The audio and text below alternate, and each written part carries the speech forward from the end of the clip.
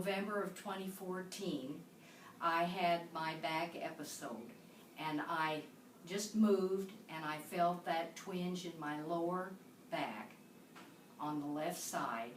I felt it and I knew that, well, this is going to be another ordeal. And after a couple of days I felt, well, it's not getting better, it's getting worse. And I ended up with my left leg. It went down my left leg, between my hip and my knee. My leg was on fire. It was just like you went and got your iron from your ironing jobs in the house and turned it on high and slapped it on my leg, and that was like that for about 2 weeks. And after a week, I decided this is not getting any better, so my husband brought me into Dr. Southwick, which is where Dennis goes, and I started on treatments. And it has been 6 months now, and my left leg is, I'll say, maybe 10% numb compared to the 100% before. I don't have the extreme pain. Once in a while sitting, I'll get a sharp stab in my leg. And I was remembering very subtle signs that I should have been aware of, but I overlooked. I said, well, that's just because I'm the age that I am. And number one was I started catching my left toe when I would go up and down stairs. And let's see, when I would sit in a chair, instead of sitting like this, this left side would be down like this. And I told Dennis one night, there's something wrong with this chair. But I would change chairs and it would be the same. The next thing I noticed, it was so difficult for me to get my foot up like this to put my shoe on and then lean over and lace it. It was just excruciating. Let's see, what's another one? Well, I couldn't get my overshoes on and off. I just quit wearing overshoes unless I absolutely had to. And then when you're on your farm, you know, you have to put them on an awful lot.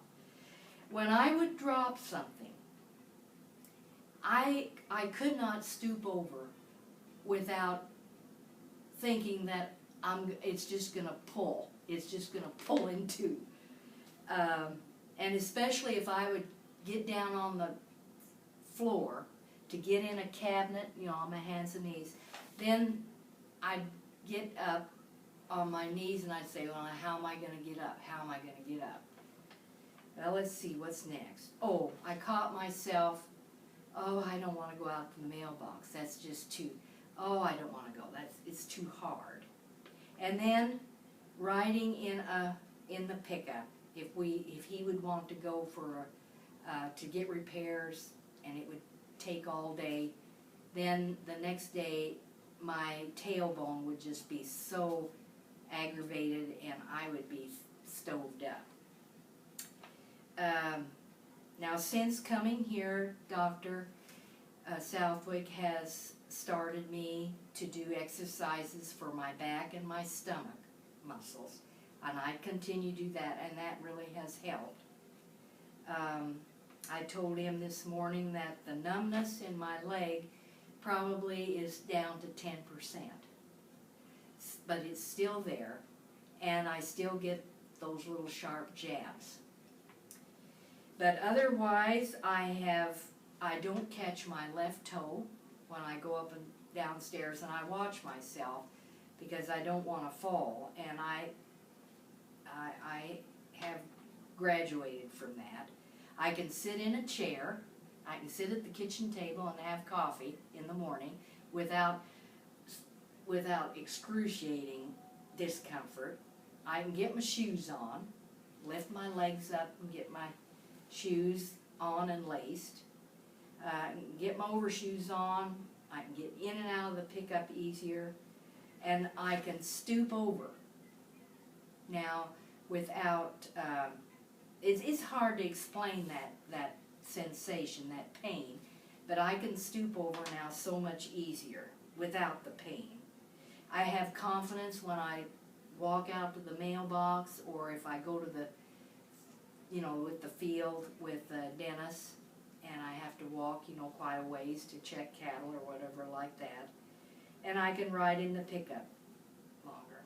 And I have thought about many times, I went to a medical doctor years ago when I first started having my back, and I asked him, well, is this pain I'm having from my back? Because my dad and my husband said, well, you're having back problems. And the doctor said, yeah, and if it's not better in 10 days, come back.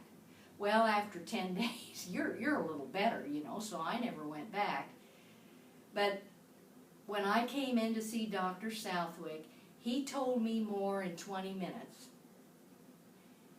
than any doctor ever told me in my 60-plus years. And so I do have confidence, and he has helped me so much. And that's about all I can